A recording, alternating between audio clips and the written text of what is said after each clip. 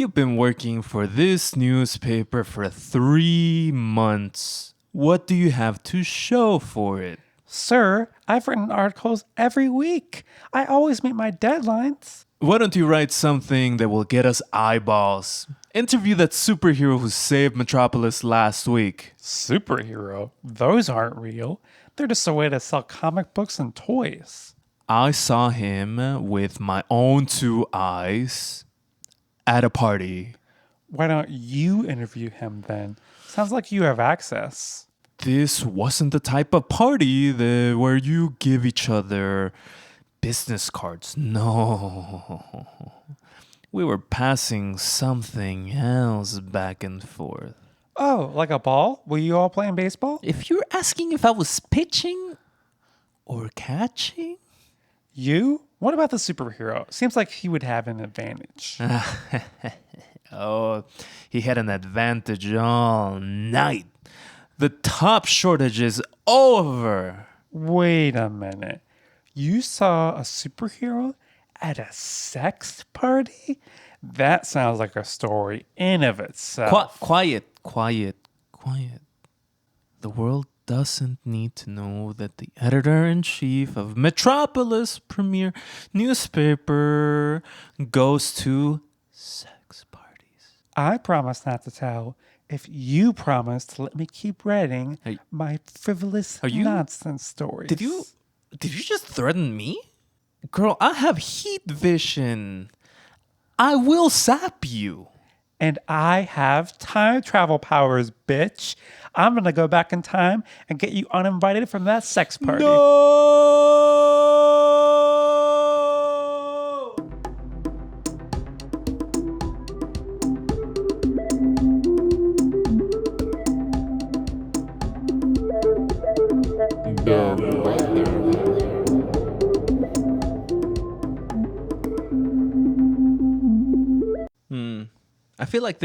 I feel like there's no skill to bungee jumping. It feels like the mechanical effort of the spring is doing all the work.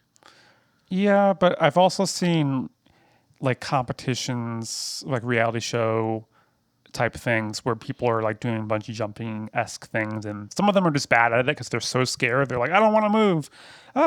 This is scary. There's rocks underneath me. There's water, blah, blah, blah. So, it's just like with skydiving, you just walk out a door. And sure, you kind of you're supposed to like pull something to make the parachute go, but there's someone else strapped on you if it's your first time, and they're ready to do it. Usually it's not like someone is strapped to you. We're talking a lot about straps, which I think is fitting for a queer podcast. Yeah, guns. Oh, different type of strap. Different type. If you in your skydive, let's say you get into some trouble, who would you want to come in and Ethan swoop Hunt. you? Hey.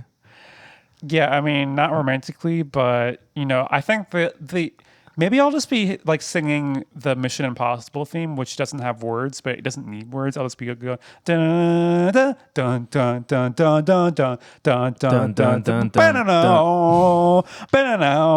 Yeah, that'll be kind of fun. I think if I was needed help whilst in a skydiving situation, I think I would be calling up Mr. Superman. Ooh. Yeah, that'd be a good choice. He does love to save people. If he doesn't if you ask for help and he doesn't save you, his reputation is ruined, and he cares more about that than almost anything. So. And I think I could like pull him. I'm a little bit of a Lois Lane type. I have dark hair. Yeah, I'm a hard hitting bit. So would you pull both Superman and Clark Kent, or would it be kind of similar to Lois's deal where she's like, this Clark Kent guy, he's not good enough for me? What would I want to date? Pull some unemployed or barely, passing by journalist. No, give me the guy that flies. Yeah, but then what would happen if you found out that he was Clark Kent? Would you be like, this guy, I can't believe I had sex with him? I would be like, put the cape on.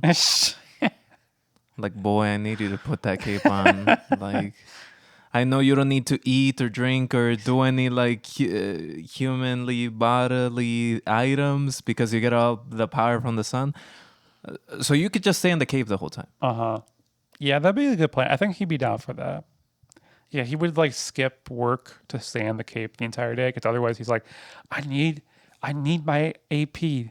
I can't have him leave me. I have an insecure relationship and an insecure attachment with a podcaster. I mean, he's basically a podcaster. Easy with those rocks you're throwing. I mean, in the comic we're talking about, it's 2003. Podcasts, they're not really a big thing yet. This is what serial. It's pre-serial.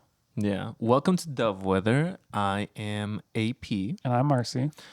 We are the media and art podcast that covers something new every episode. And today we are covering Superman Birthright. Yep. This is a comic book that was published in 2003. It's a 12-issue run. Yeah, it's written by Mark Waid. And today we're going to cover it. But before I tell you all the juicy stuff I got rolled up into this Superman joint, what's your history with this comic book? So I've never been a Superman fan. I have never really tried to get into Superman. I have not seen any solo Superman movie. I have seen Batman v Superman, but I feel like that doesn't really count. I've seen like also the Zack Snyder Justice League. I have not seen any of the Snyder cuts. Don't really have an interest in it. I have some friends who I really respect who are into Snyder, but I'm like, you know what? That's your thing. I'm just going to start getting into the WNBA, which I have. So, yeah.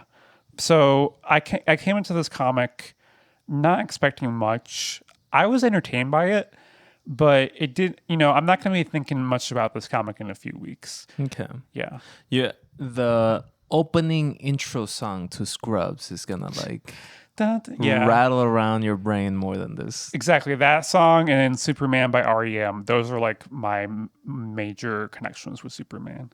I can't do this all on my own. No, I know I'm no Superman. And yeah, the REM one, maybe I'll sing that on the Patreon. Okay. I feel like I don't run into too many people that are like, I love Superman. Superman's my favorite. Oh, a boy from Kansas.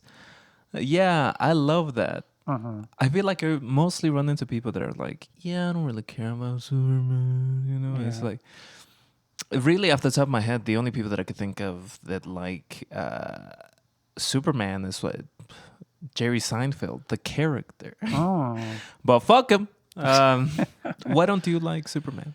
I just have never found him interesting. Like it always just felt like this guy is too powerful. Why do I care about him? And I when I think about it, because I'm not like the biggest comic book fan in the world, but I did get it into like she bullies me. She stuffed me in a locker as soon as I walked into her apartment. I was pretty into some of the comic book movies. I really liked the Raimi Spider-Man movies, especially the first two. And I was into the MCU until we got into the Endgame. And yeah, I like The Dark Knight. I thought I was a teenage boy when it came out. Of course I liked it. But yeah, I think I was trying to figure out why is it that Superman has never really drawn me in. I do think part of it is that until this year, we haven't really had a critically acclaimed solo Superman movie that fans like in my lifetime, I think. I can't remember when like the really early Superman movies came out, but I didn't ever watch those. So I didn't want to watch Superman Returns or Man of Steel. I just didn't have any interest in those. I was like, I watch the Marvel stuff and I'll watch Batman, and that's about it. And there have been some exceptions to that rule. I liked the first Aquaman movie because it was really stupid in a fun way. But I also think another reason why is I feel like Superman just doesn't have the same like cadre of villains that Spider-Man and that Batman have. I mean, what, you're telling me you don't like a Brainiac? Lex Luthor. Well, Don't tell me you don't like. Don't tell me you don't like Mirror Man.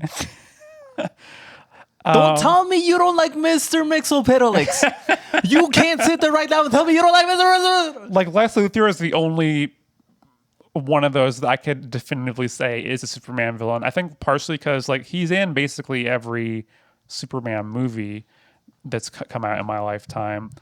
With Spider-Man, it's like you got the Green Goblin, you got Doc Ock, you got the Kingpin, you got the Sinister Six. And with Batman, you got the Joker, you got Penguin, and you got Catwoman, Riddler, Poison Ivy. You could keep going on and on and on. You know what I call my Sinister Six? Yeah, lay it on me. What's your Sinister Six? I feel like that's a very common critique of like, oh, Superman is, he's too powerful. The stakes are never that high. His enemy list is short. Like mine. I feel like that is a very common thing because I do feel like the general populace of the United States is more on the Batman side of things than like the Superman side of things. Yeah. But I've been a superhero head for pretty much my whole life. I've read comic books pretty much my whole life. Even though the Marcy like bullies me. And like asks for and demands my lunch money. But I've been reading comic books for such a long time that I know that the story of Superman isn't supposed to be this deconstruction of what it means to be this powerful in a powerless world. What it is a story of goodness, of good things, of nice things and polite things, and a way of saying, hey, maybe the world doesn't have to be shit. Yeah, it's interesting because I haven't seen the new movie yet. You have, but I've kind of seen little bits of commentary on the internet. I've seen people be like, hey, Superman is the new hopecore. And I'm like, okay.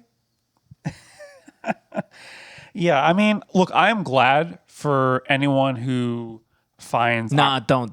No. Tell him to die. Tell him to burn. Oh, yeah. Also, no. Look, I used to like think why would anyone like Superman?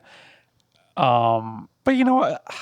In the dichotomy of the both of us, you are like the more pleasant and kind and easygoing. I don't need Superman. You need Superman. Whoa. Yeah, my Superman deficit disorder is high. Yeah, sure. I'm a little gloomy. I'll admit it. But I asked you to read this because I wanted to give you just a glimpse of just the type of character that I like. This kind of undeniably kind-hearted person that does the right thing. Because I believe that we live in a time where more people actually want that. We've lived in this time of cynicism, of irony, for like 20 years now, 25 years now, that it's definitely been my whole adulthood where I just think people are kind of done with the I'm smarter than you. I think about things, things can't be good because nothing's good, and you should just clock into the corporation, make your money, and then make a hot pocket and die. Yeah, I mean, I definitely think there is a lot of people who appear black-pilled in 2025 with all the horrible shit happening. But I also think there's a strong wave, a blue wave. No, I'm just kidding. Of people who are trying to find something to cling on to, and oftentimes, that's like community, helping each other get through it, which I think is part of why I'm like, okay. So I understand Superman can give people hope, but it's still like a very individualistic story of like, this one guy is going to save all of us. Yeah, and that goes back to like the the origin of Superman, which I'm not gonna get into here because there are a couple of things that I do want to get into. One of them being Lex and Clark in this comic book, the kind of like this like love for journalism in it, and I want to start with my boys, Lex and Clark. Yeah. So Lex and Clark sitting in a tree. Kissing.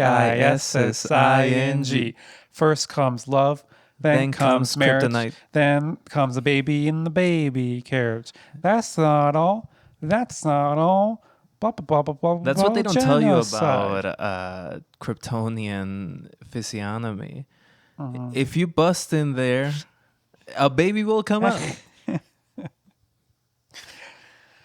Yeah, this reminds me of the part where Lex Luthor's like, and you're the only one left. So that means this is genocide as he's like attacking him. That's like the first time I've seen a character be like, oh my God, I'm committing genocide. This rules. Yeah. There's a whole country like that. I guess there's two. Yeah, there's a few. But yeah, I guess Canada. lot of Canada talk on this pod. But yeah, we're talking about whether Lex and Clark are gay for each other.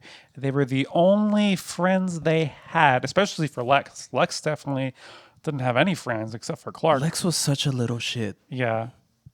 Well, he's a big shit. He seems to be taller than everybody else. Is that enough to be a big shit? I think so. It doesn't help that he's a redhead. Uh-huh. Redhead, no freckles. Oh. Yeah, in this comic book and Birthright, Lex Luthor's like a super genius that gets this notion after finding a space rock that there might be life outside of this world that is equally as smart as him, so he doesn't feel bogged down by these knuckle draggers. I think they're called Cubs fans. And he moves to Smallville. He kind of buys the whole town, and then Clark is there, makes a connection with him, brings him over to his place, and shows him a telescope. Uh-huh. And this is kind of the start of this like homosociality. Yeah, I didn't even think about the phallic implications of the telescope until you literally just looked at me now. Yeah, I mean, they spent a lot of time just like hanging out on the roof, almost holding hands, but not quite holding hands. And yeah, Clark is the only person that Lex respects. I think maybe Lex is a sapiosexual because he's like, I like Clark's brain. Which is queer and valid. Yeah, like Lex Luthor is on TikTok in the comments arguing that sapiosexual should be added to the LGBTQIA. Yeah. Just throw the S out there. LGBTQIA plus. Yeah. So, okay, I want to hear your grand theory of how they're gay for each other. Yeah. So this comic book in total is a little bit of an origin story for Superman, yeah. Except this is such a dual story of Lex and Clark. The first two issues are kind of like Clark just kind of like, learning about his powers and like, being a white savior in Africa. Yeah, the part where he's like, we can't protest right now. Instead, I am going to save everyone. Protests are just going to make things worse. Yeah. I mean, vote blue no matter who. Yeah, thanks CIA for secretly working on this comic. Yeah. Clark Kent was out in Africa for AFCOM with Tulsi Gabbard. And so that means that for the next 10 issues, for the entirety of this run, it's Clark and Lex. Uh-huh. And how they swing about each other from day one and up until they reach this apex of their power as Superman and the head honcho at LexCorp. And so I want to talk about homosociality. Yeah, we're pretending that we're Lex Luthor and Clark in class, and we're just throwing out big words in order to scare everyone else. That ain't a big word. You're like a quarter of that word. Homosociality. I mean, You might be like 50% of that. I'm a socialist. I'm homosexual, but am I ology? I don't know about that one. Noology here. So I want to just start with just this kind of idea of homosociality, a la T. This is a concept that was developed by Eve Koskovsky Sedgwick, and this was written in Between Men. Some of us want to be between men never. So homosociality is this idea that in between men, Eve also talks about like me and her are tight. We go by first name basis. Even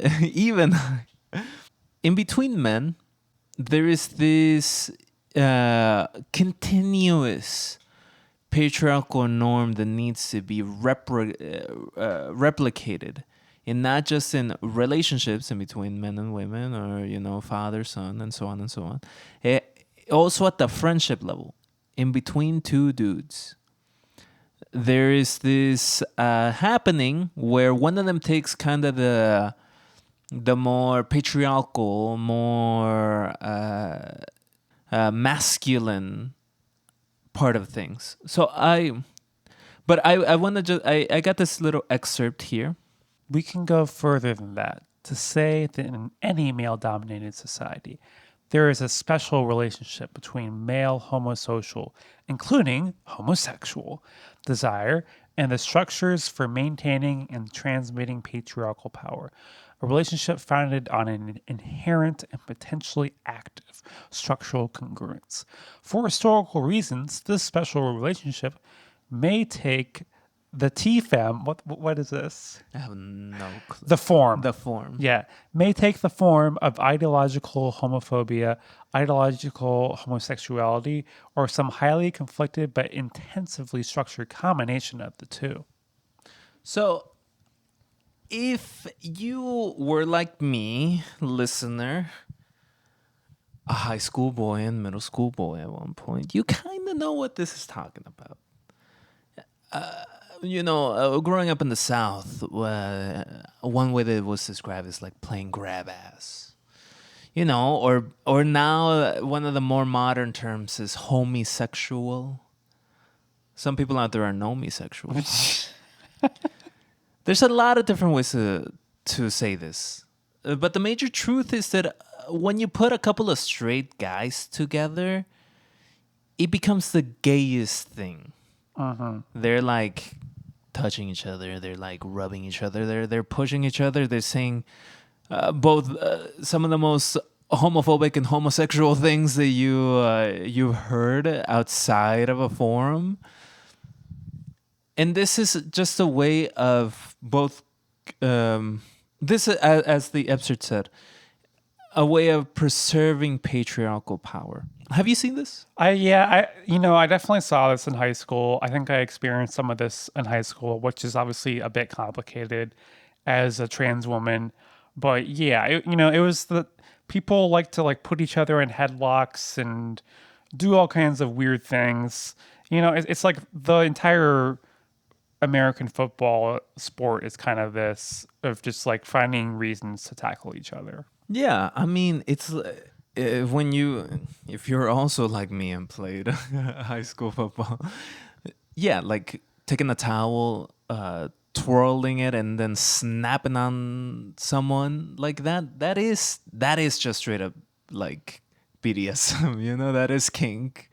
That is a representation of this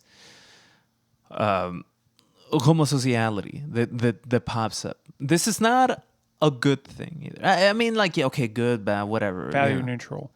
Value neutral. It's not something that is a more positive endeavor that destroys the homophobia of the United States. No, it's just it's another way of enforcing that you can't be gay.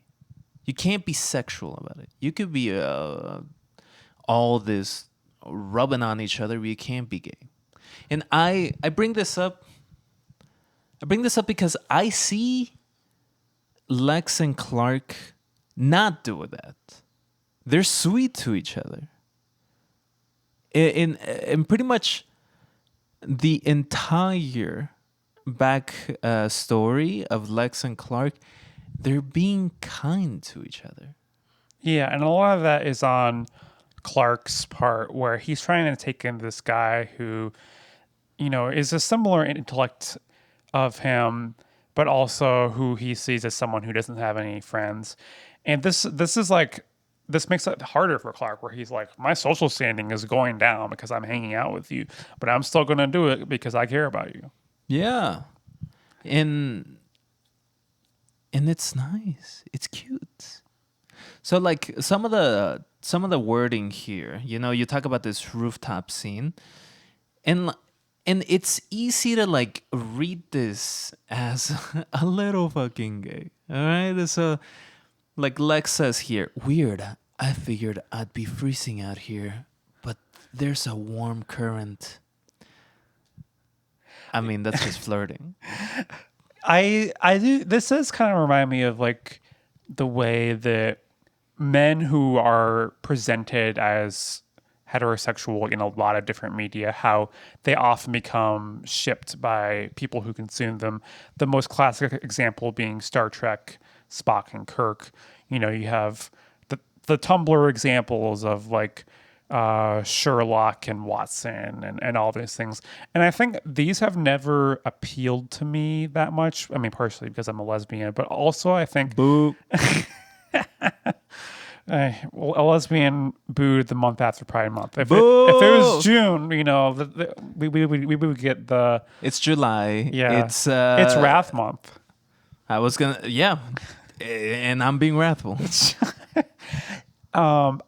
I think especially now, I'm like, give me the WNBA. Give me like all the flirting that's happening between women who are actually having sex with each other. It's like I'm happy for Lex and for, I almost said Bruce, because Bruce Wayne, Clark Kent. What's the difference? Okay, yeah, class, but I'm glad that they can be nice to each other. I'm glad that maybe there was a little bit of flirting there. Maybe like in their minds, they were like, I really like spending time with this guy. I don't know why. I wouldn't mind it if he rubbed his hand up against me. Maybe that was happening, but none of it's in the text. None of it is in the text. Yeah. I mean, truly, like in this exact same scene, like Mark Waid is almost like, well, I can't have these faggots be gay. Because Clark, after hearing Lex talk about the warmth, says, it's probably from the house. Also, my mom called your dad. He said you could stay out as long as you wanted. Which is, a little suggestive, but whatever. I mean, this is definitely the type of thing that someone can make a Tumblr edit for, or not a Tumblr edit. Like, well, that too, but also a TikTok edit. Just put in like "girl so confusing" and just like linger on the little glances that they're giving each other. Yeah. And they go on to say, and Lex goes on to say, because he cares. I'm never gonna fit in here, am I? And then Clark hits him with the, in Smallville? Sure, I think if you... And then Lex is, no. Here. Which Clark retorts, what, Earth?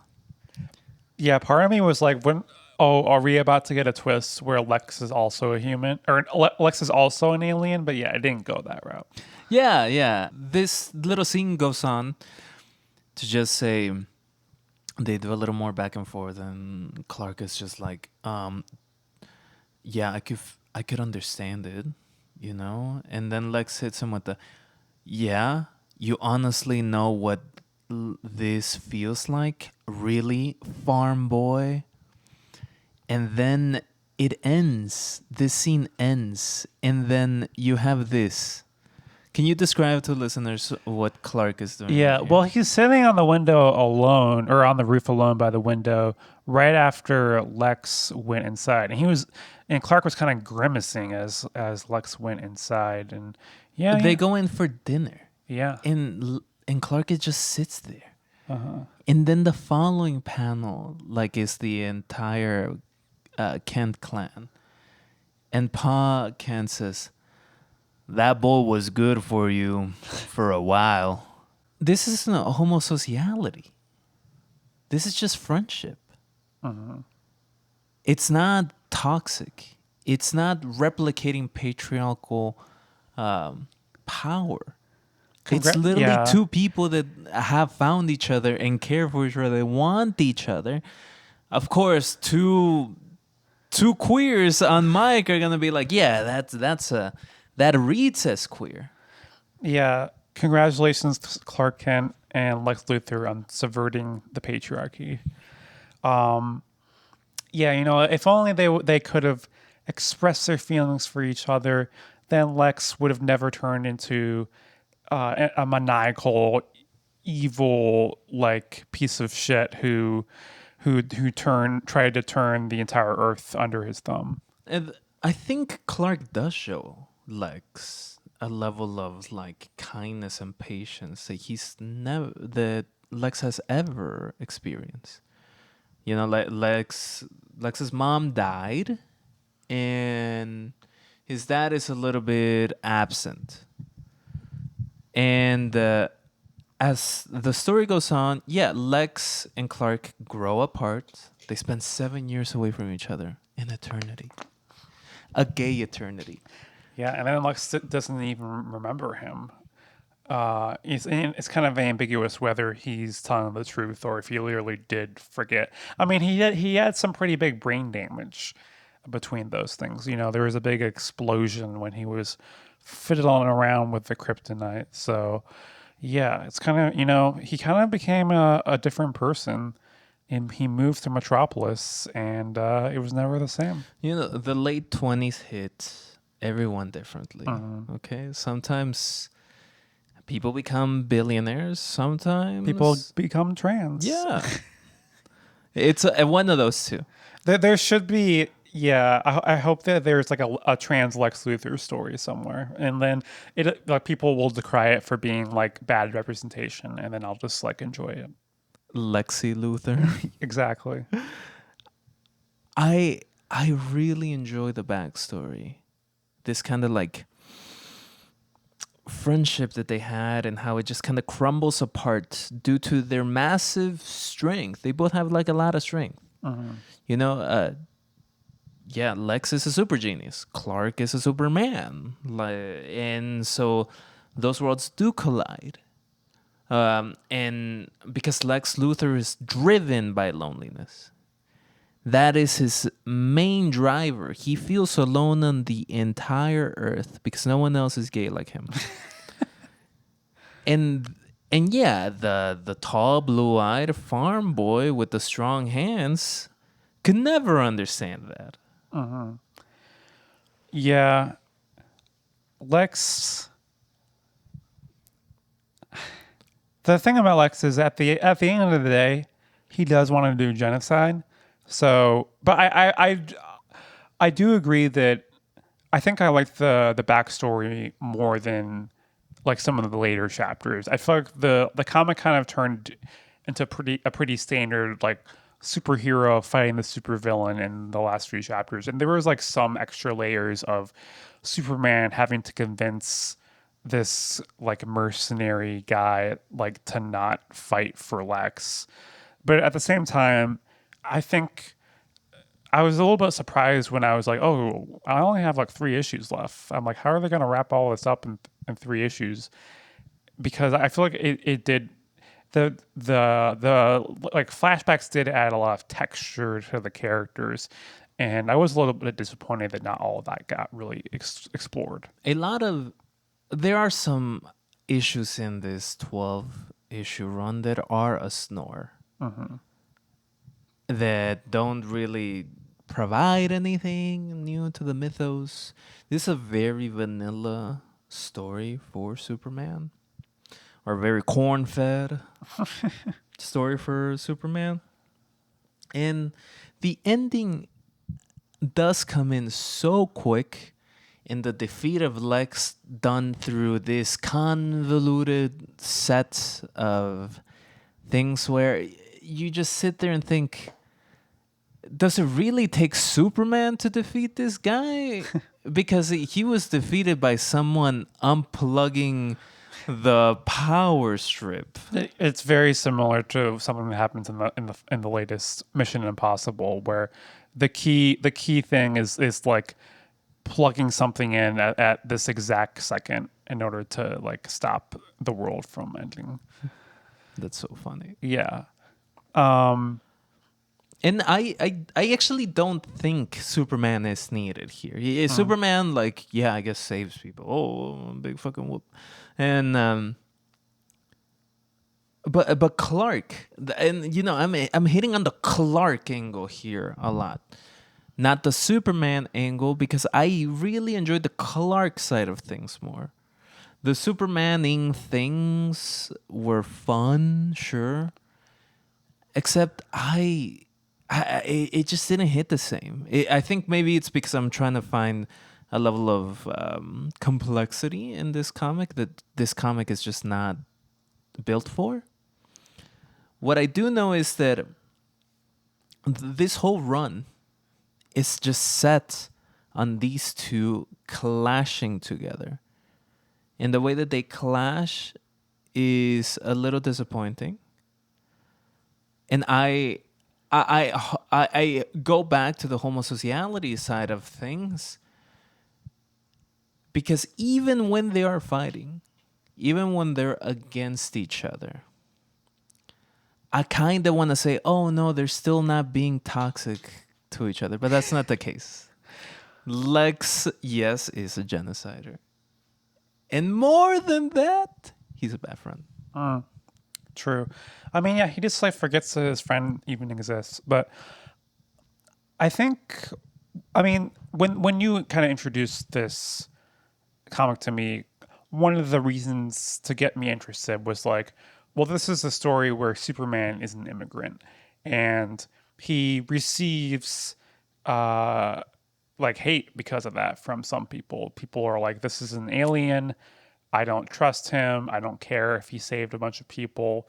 And there's easy parallels to make with both the political climate when this came out in 2003 and the political climate right now in 2025, of the way that the right wing has tried to paint immigrants as the enemy and tried to really get people to want them to be deported. And you know, like, I think this comic plays with this a bit, maybe not as much as I expected. I think there's like specific issues that deal with it more than others. But I mean, I think that at the least, this made me more interested than like just your typical, oh, Superman, everyone loves him because he saves people story. Yeah. Him being an alien, him being from a different place, has been a part of his mythos for a very long time. In this, he is seen with a level of scorn after Lex Luthor is just kind of like, hey, you know, he's part of an invading force. It's a great replacement theory, except it's for Kryptonians. And Kryptonians are the Mexicans of space. So this is known. And I'm glad you bring that up, because we are recording in the time where the newest Superman came out. James Gunn's Superman 2025. Which, if you've been on the internet, you know a lot of people have a lot of different thoughts on it. One of them being the immigrant story side of things. The kind of like, is this guy an invader? Is this a homegrown? Is this a fella we should trust? Why is he talking about a breeding kink? Like all of these things. But one of the if I hit on the Clark and Lex side of things of the Superman 2025, it is all homosociality. It is all Lex Luthor being, I'm envious of Superman. He literally just says he's envious. Like that envy is the thing that drives him. And they have no history.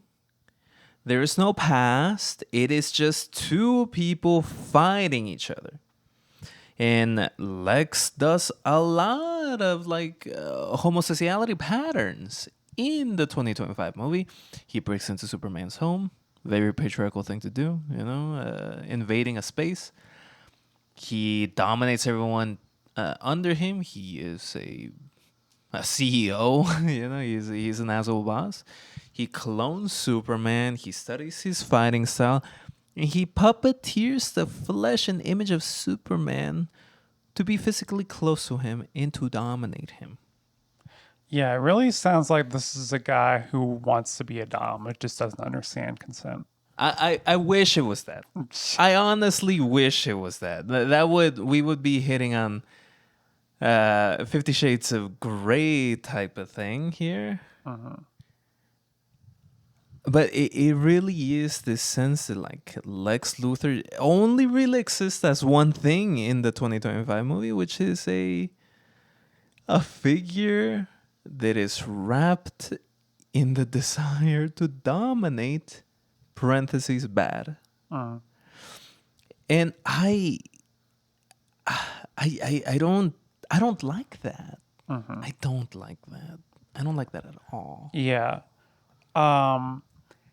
From what I've seen, it seems like people are projecting a lot of different things onto the movie, and I've seen it come from all different directions. So I'm like, well, I can't really have an opinion until I see the movie. Do I want to see the movie? We'll see. You're not gonna watch it. I mean, I liked the first James Gunn Guardians of the Galaxy movie. So That was 10 years ago and 8 movies of him ago.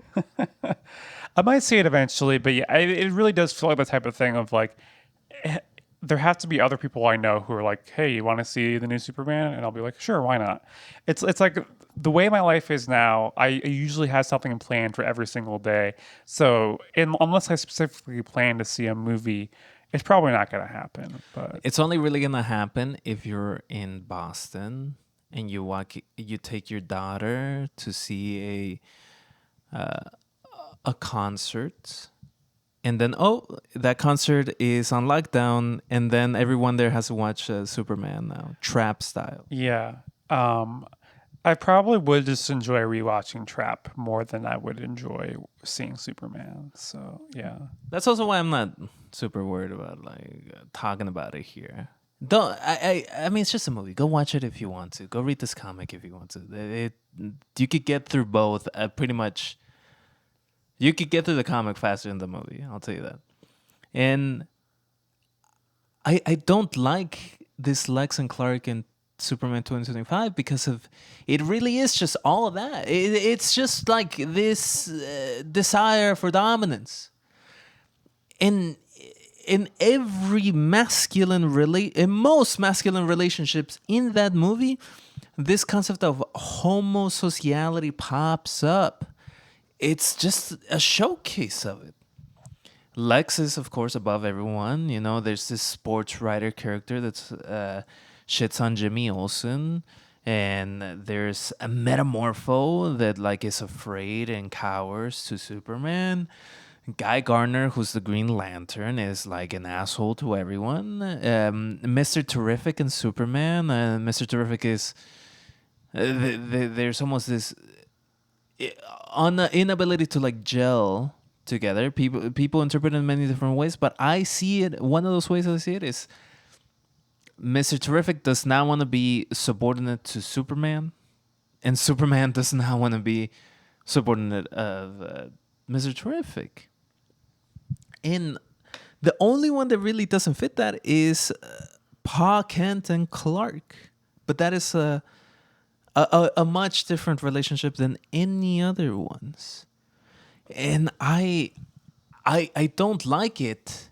And I especially don't like it after reading the comic book because it feels like there's less and less space in our modern time to just have positive, fun, real, and emotionally confident relationship in between men and men. Well, it's interesting you say that because I feel like there is some of that in the original Guardians movie.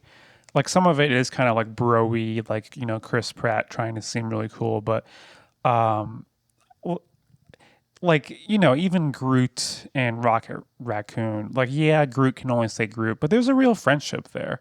And I think that like throughout those films, I do think that in general, the movies have a bit of diminishing returns as they go along. But I think overall, like, there is like genuine friendship that develops between those characters, and a lot of them are men. So I know that James Gunn has it in him to do that, but yeah, I'm not sure why it wasn't really in this Superman movie as much. Yeah, sometimes James Gunn like has this level of softness that's very sweet. They're very nice to see on his movies. Then all of that is just thrown away for a joke, and that is generally my biggest that is generally the thing that I dislike about James Gunn's writing, where a lot of it feels like it can't just end with a hug.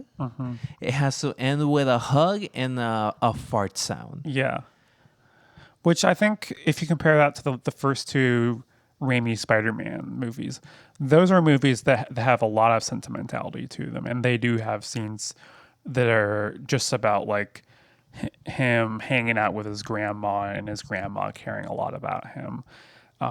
So yeah, I think it's definitely possible in superhero movies.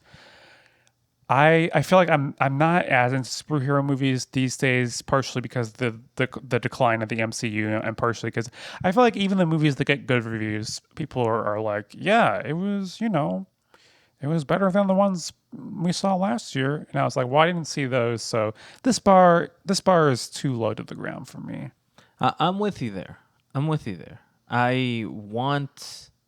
I saw the new Superman. I like that Superman isn't a cop in it, which feels like a real victory in the comic book movie genre, which is atrocious thing to say. I will say that I kind of sit here with the knowledge that there was a time in history when like you can be a little more open with your boys. You can be you don't have to like experience this homosociality. You can just be homos with your boys. Yeah, which I think you can definitely see in Jackass Forever. Like that's a movie where yeah, it does kind of connect to the stuff from high school of like, you know, punching each other in the balls. But there's definitely some real camaraderie there. And Johnny Knoxville has been on record saying, yeah, those movies are gay. Yeah. And like, that's good. Make gayer shit. I think more men need to say, I love you to other people, to other men, and they need to hold hands more. There's some other stuff I want to talk about when it comes to this comic book. And one of those is journalism. Ooh, journalism in this economy? Look, that's the thing. It's no longer around. Absolutely true. Yeah, they're gonna do The Paper, which is a spinoff of The Office, and there's like a Chicago journalist I follow. Every time there's a news item about this TV show, she gets really mad about it because she's like, I can't believe that they're making a show parodying about the fact that the newspaper industry is dying. I hate my life. So all of that is new information to me. I walked into this apartment without that knowledge, and I will be walking out without that knowledge. yeah, Oscar from The Office, he's going to be in the new show. So Who the fuck is Oscar from The Office? he was the gay guy. Oh, okay, yeah. Yeah, see, it all comes back to homosociality. He was the gay Oscar Latino, Nunez, right? yep. Or Puerto Rican or whatever. You know, if you could get 2 in 1. I mean, I wouldn't know anything about that. Yeah. The journalism feels so cute, honestly, seeing this. Because of what the paper and Oscar, gay Latino Oscar from The Office. No, which is, yeah, papers are dying. Not just dying. They're currently being digested by different types of fungi to extract the last final nutrients in it.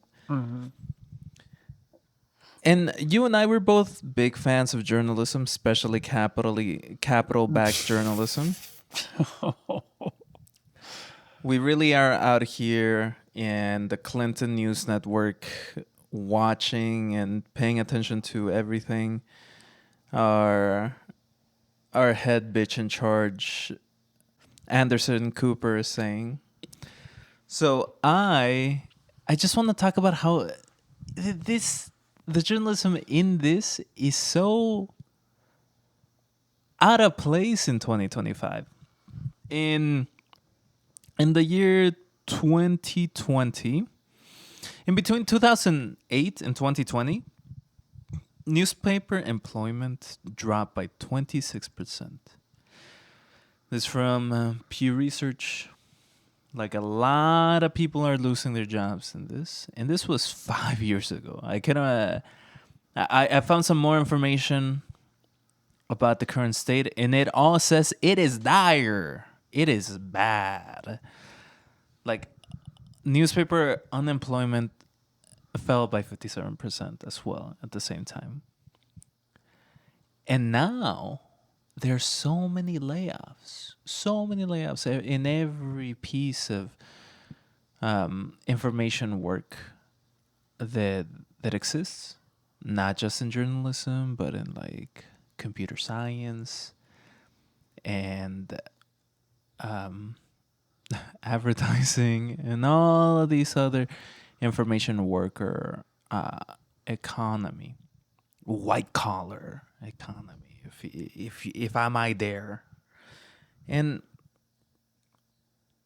in the way that this comic book ends, and the victory over Lex Luthor comes about with our intrepid, powerful, feminist icon Lois Lane comes into the room in which Lex Luthor is dominating the world and takes a little crystal and removes it. And she, she went to Harvard for her degree on journalism, and she minored in crystal removal. Yeah. She was like playing Kirby and the Crystal Gems, and she's like, I'm going to need this information later. I mean, that's how this comic book ends. And yeah, and basically then everyone's like, all the citizens are like, we trust Superman. All the racist feelings we felt towards this alien, those are gone now. And Lois Lane and Clark Kent are going to co-write a story about all of it and about how Lex Luthor is, he's been apprehended. And of course he's going to wiggle out of this one. He has really good lawyers. But at the same time, journalism and pulling crystals save the day. Yeah, I was racist to Superman last week. I've changed. I am so... I am bawling over here because of how journalism is both presented in the movie and in this comic book. because it's over in 2025. Journalism is effectively like not an industry about anything else other than a way to deliver advertising or elite consensus or provide talking points to the larger populace about immigration or whatever. I think it's interesting to like situate this comic in 2003 because this is 2 years after 9/11, and this is 2003. The New York Times is going in overdrive in order To invade Iraq. Yeah, exactly. And it's like, you know, producing the consent for the nation in order to go to war. And you see parallels, you know, with what happened with the New York Times with Palestine, with Iran. I mean, you know, they're doing the same shit. So I think it's like a little bit hard to be as optimistic about the media as the way it's like conveyed in this comic. But you know, it's like it's a fantasy. It's like, what's the most fantastical thing in this comic book? A superhero who can fly and shoot lasers out of his eyes, or a newspaper in a major city that's like going to actually tell you the truth about like imperialism. Or who's gonna fight a billionaire that advertises? I mean, for this? for most of the comic, like they have a very buddy relationship with the billionaire, where the editor's like, I don't care if you don't have any proof. If Lex Luthor says something, that's news. If he wants to you know, have his ass kissed, it's time for you to pucker up. That's the only ass eating in this entire comic. Pucker up, farm boy. I see it as a time capsule of not even journalism in 2003, but a time capsule of the feeling of journalism at around that time. Because now I think most people distrust any traditional media outlet. And most people these days get a lot of their information through social media. And through social media, as in like literally Instagram and TikTok. There's this rise of the media the news influencer, people that take articles and make videos of it and post them online. And it's another indicator of how journalism isn't just dead. It is the final nutrients of it is to help whitewash the mass murder, the genocide of Palestinians. And worst of all, because that has been happening for years, for decades, and has been ignored for decades. Only now, when this news influencer type can jump out and be part of the discussion, that also means that like now is the time where Palestinians can like record themselves dying and pleading for help and sending it out into the internet waves, all to just be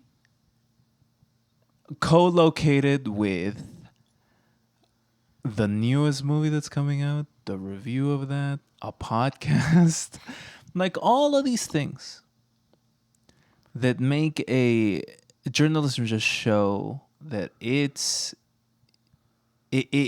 nowhere where it's in the gutter.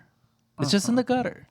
Yeah, I think this happened a lot over the last decade, where I remember when everything was going down in Ferguson, and I was like glued to my Twitter feed to see the updates about that, and like the actual news media wasn't saying anything.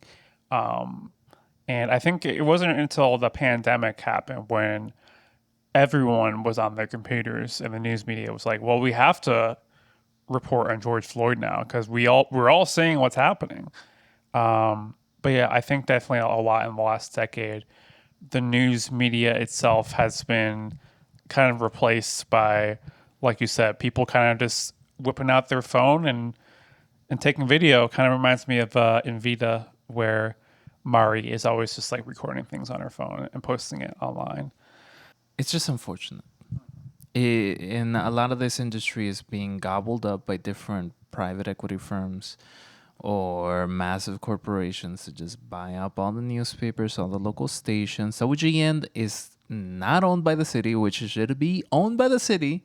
It's owned by Nexstar, and it blows. And I think It blows. even in instances where the government is cutting NPR and PBS's funding, and there's a lot of things you can critique about NPR. A lot of their coverage of Palestine has not been up to snuff, but I think at the same time, I'd rather have like liberal news institutions than just having Trump's True Social and nothing else. So, And that's a pure declaration of how devolved we are. yeah. Oh, the beautiful salad days of having liberal newspapers ignoring the populist need for the need for housing developments and car dealership ads. Where that devolved. Yeah. Yeah, if only Superman was here and he could save us with his journalism. Yeah. Superman would be Ken Klippenstein 2025. He would be dropping info on this country's government and how it's disappearing people. Uh-huh. Yeah, Superman would just be like calling elections, and that'd be the greatest thrill he get every week, would be saying, I've seen enough. I'm calling it for Mom Donnie. And yeah, not wearing a cape, not saving people, just pressing that post button. Yeah, going live. Going live on Twitch.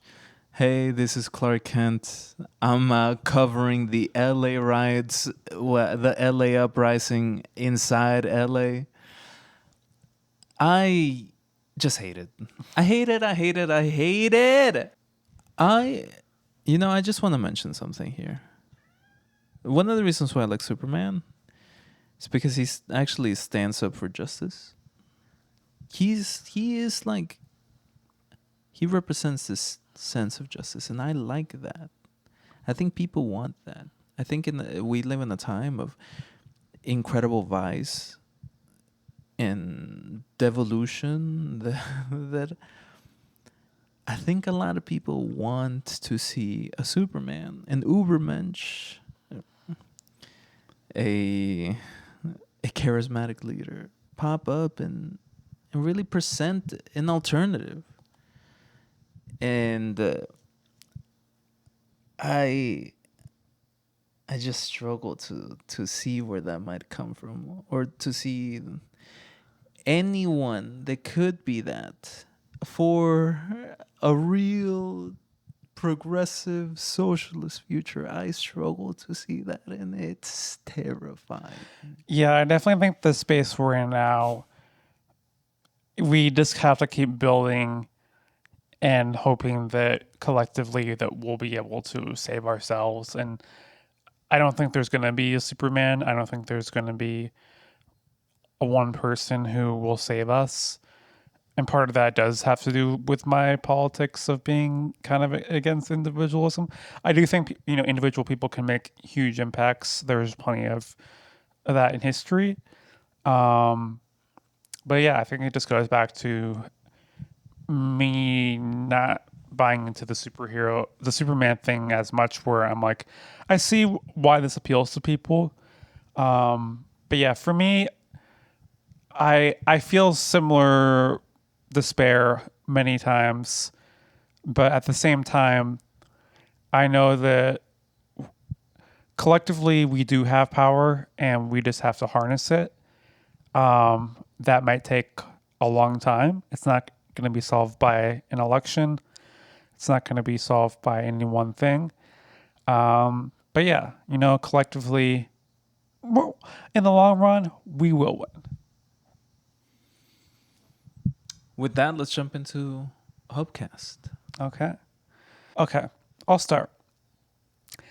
My Hopecast is that tomorrow is the 1 year anniversary of my first date with my girlfriend.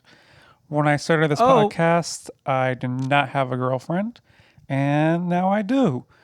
And, I don't talk too much about my relationship on the show, but I still would love to share the feeling I have with people out there. I went most of my life single, and I think if there's hope for me, if I can have an extremely loving relationship that I do have right now, there's hope for all of you out there. I know how it feels to be alone for so long. Like, I didn't turn to Lex Luthor because of it, and you don't have to either. Being trans definitely helps. So if you're thinking about starting that HRT, I say go for it. You start HRT, and a few years later, you have a sexy, awesome, kind girlfriend. You are a sexy, awesome, kind girlfriend. But yeah, you don't even have to do that. And I have hope for all of us. I think all of our timelines are different, but right now, I'm giving myself my own hope. I'm very happy for you. Thank you. It is very nice seeing you develop this relationship. My favorite sapphic relationship. I think my hope cast this week is that soon enough it's gonna be darker, and soon enough I'm gonna be able to hibernate. Nice. I kind of just want to close my eyes and relax for a bit, and I hope the winter to come will be that for me. Yeah, you deserve that rest. The body keeps the score. Absolutely. Well, you can follow, if you want to score on this body, you can follow us at dovewhether in Instagram, Bluesky, and every single podcasting platform you can find, and YouTube, and all kinds of different places. Until then, We're dovewhether. bye. Bye.